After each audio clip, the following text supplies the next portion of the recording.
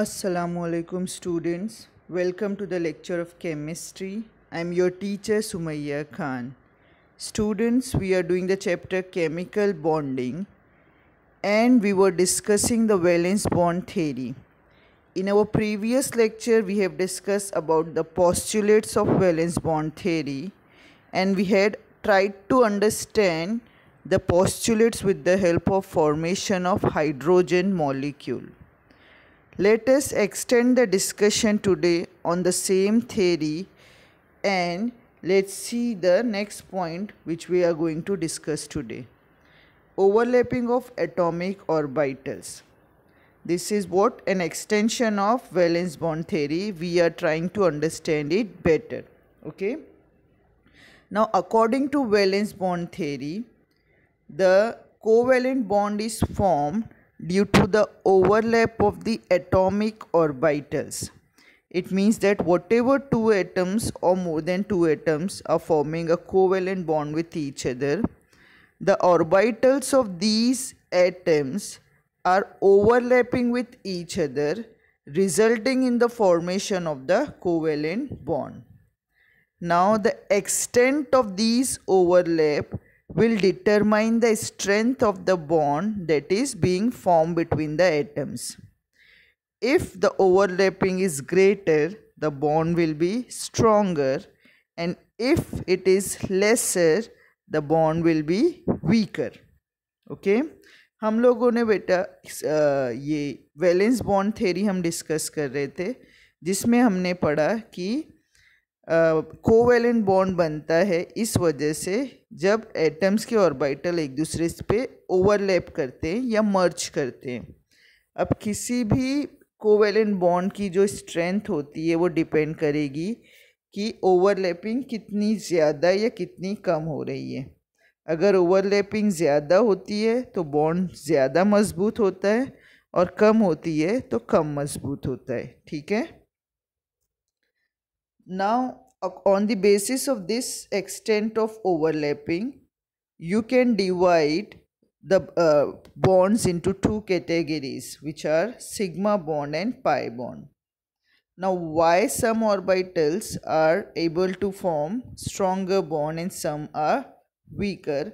That is due to the difference in their shape, energy and symmetry. Her orbital का अलग shape होता है. Spherical है तो पी डम्बल शेप है और इनका एनर्जी भी और सिमेट्री भी अलग होती है, जिसकी वजह से जो टाइप ऑफ बॉन्ड वो बनाते हैं वो भी एक दूसरे से अलग होता है. Now let's see that what are the two types of bonds, covalent bonds which will form due to the overlapping. Okay, sigma bond. Let's see what is sigma bond. When the overlap of the bonding orbital is along the internuclear axis, it is called as sigma overlap or sigma bond. जब दो orbitals एक दूसरे से overlap कर रहे हैं, मर्ज कर रहे हैं एक दूसरे को एक्सिस के थ्रू, तो जो बॉन्ड बनेगा उसको हम लोग बोलेंगे सिग्मा बॉन्ड या सिग्मा ओवरलैप, और एक और नाम है इसका एक्सियल ओवरलैप और हेड ऑन ओवरलैप. ओके, तो सिग्मा ओवरलैप को आप क्या क्या बोल सकते हैं? हेड ऑन ओवरलैप और axial overlap. Now this head on और axial overlap is due to the overlapping through the internuclear axis. Okay, now the sigma bond is form by the overlap of orbitals of the following kind.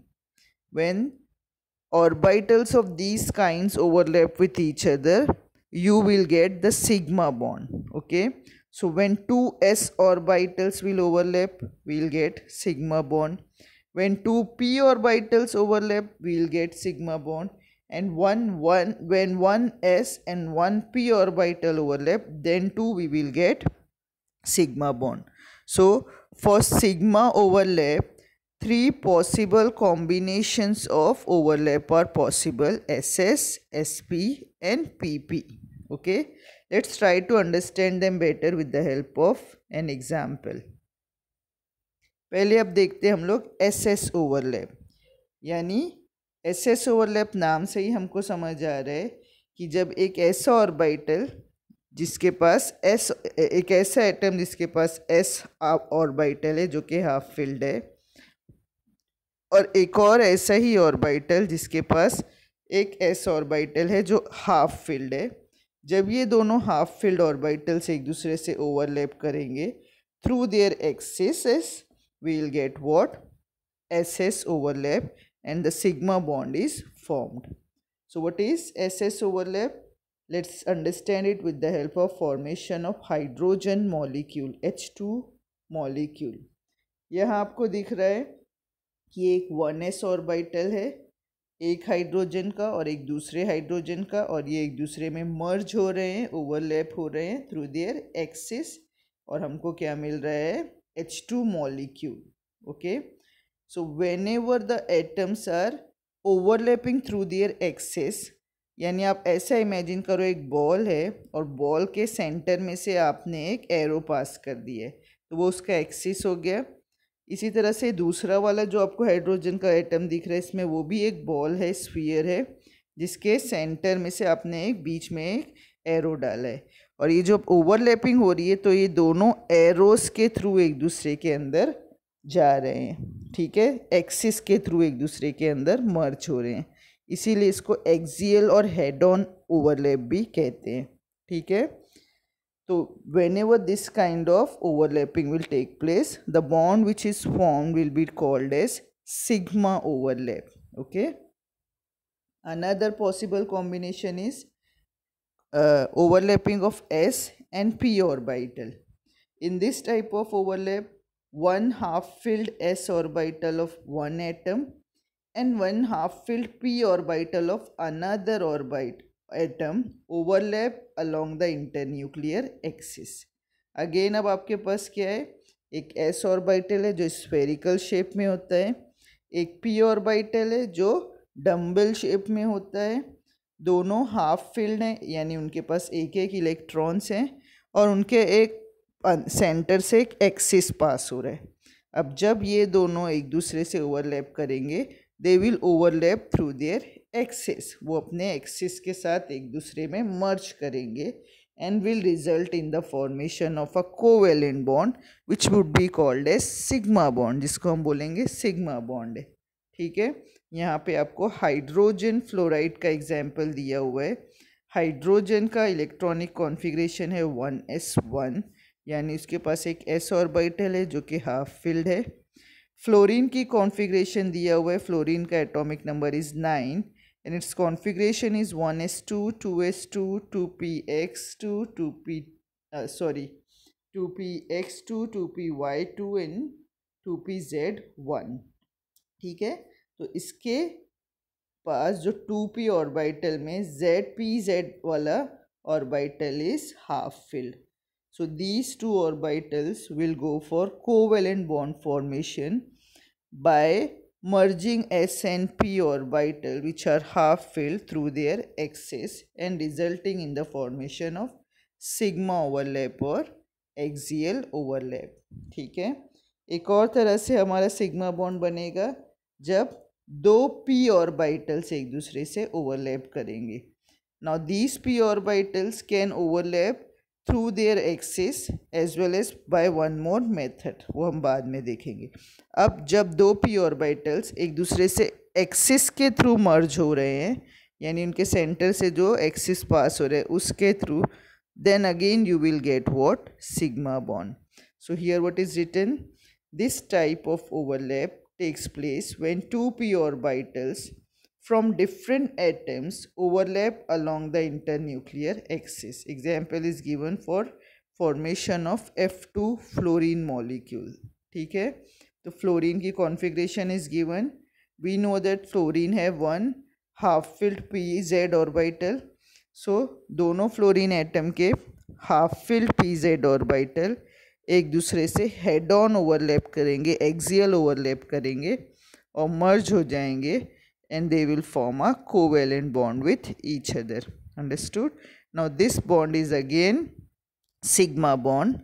Why? Because here the overlapping is through the axis. I hope you all have understood.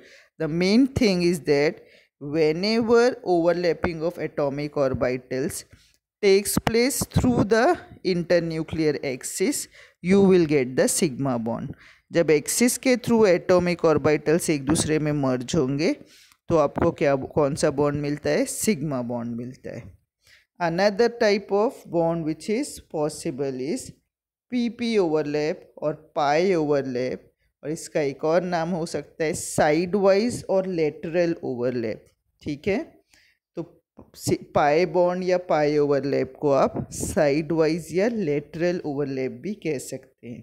ठीक है, तो when two half filled orbitals of two atoms overlap side wise, यानी laterally एक दूसरे के जो axis उनके रहेंगे एक दूसरे में मर्ज नहीं करेंगे, बल्कि उनके एक्सिस एक दूसरे के परपेंडिकुलर रहेंगे.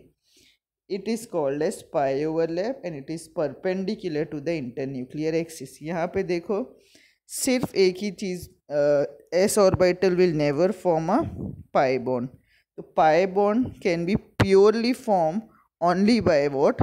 P orbitals. सिर्फ पी ऑर्बिटल्स ही पाई बॉन्ड बना सकते हैं, एस ऑर्बिटल पाई बॉन्ड नहीं बनाता है. ठीक है, अब ये जो हमारे पास पी ऑर्बिटल्स हैं ये हमको पता है एक्सिस के थ्रू भी ओवरलैप करते हैं, जैसे हमने देखा है, which will result in the formation of sigma bond.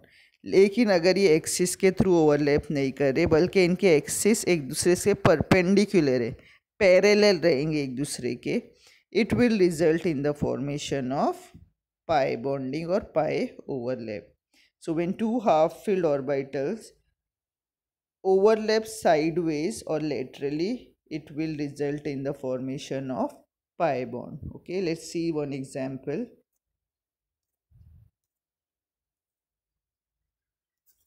Here the example is given: p orbital of one atom and p orbital of another atoms are overlapping and their axes are remaining parallel to each other. Okay, I hope you all have understood what is mean by sigma bond and what is mean by pi bond. Now let's see that, try to figure out the difference between the sigma bond. Sigma bond और pi bond में क्या differences है? Sigma bond is formed when end to end head-on overlap of orbitals take place. Pi bond is formed when sidewise overlap of orbitals take place. ठीक है, अब sigma bond में और pi bond में which bond would be stronger? Sigma bond is stronger because overlapping is more in sigma bond as compared to the pi bond. So pi bond is weaker and sigma bond is stronger. In sigma bond, the extent of overlapping is more.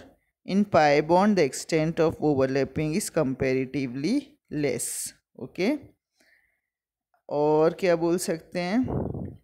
Sigma bond जो होता है, it may be present between two atoms either alone और pi bond के साथ भी हो सकता है.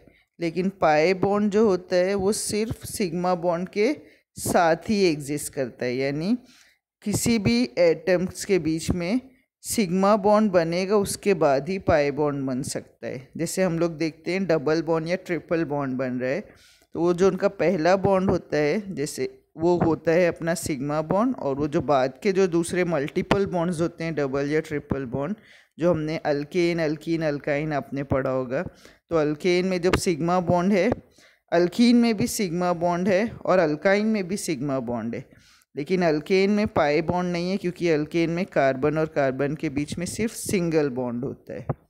अल्कीन में सिग्मा बॉन्ड भी है और पाई बॉन्ड भी है. क्यों? क्योंकि कार्बन और कार्बन के बीच में डबल बॉन्ड है. तो जो पहला बॉन्ड है वो सिग्मा, वो जो दूसरा डबल बॉन्ड बना है वो पाई. इसी तरह से अल्काइन है, हमको पता है अल्काइन के अंदर एक कार्बन कार्बन ट्रिपल बॉन्ड मौजूद होता है. तो जब कार्बन और कार्बन ट्रिपल बॉन्ड बना रहे हैं तो जो पहला बॉन्ड है वो सिग्मा है और second and third bond is your pi bond. तो हमेशा याद रखना, the pi bond is always present between the two atoms in addition to sigma bond. ठीक है, सिग्मा बॉन्ड के एडिशन में पाई बॉन्ड मौजूद होता है, whereas The sigma bond may be present between two atoms either alone or along with the pi bond. वो सिर्फ sigma bond भी मौजूद हो सकता है किसी एटम्स में, जैसे हम लोग ने अभी एग्जांपल्स देखे H2 HF वगैरह के, और ये किसी पाई बॉन्ड के साथ भी एग्जिस्ट कर सकता है, जैसे अल्कीन अल्केन या अल्काइन में करता है. ठीक है. I hope you all have understood the types of overlapping and the nature of covalent bond, that is sigma and pi bond, resulting from the formation of overlapping of atomic orbitals. Allah Hafiz.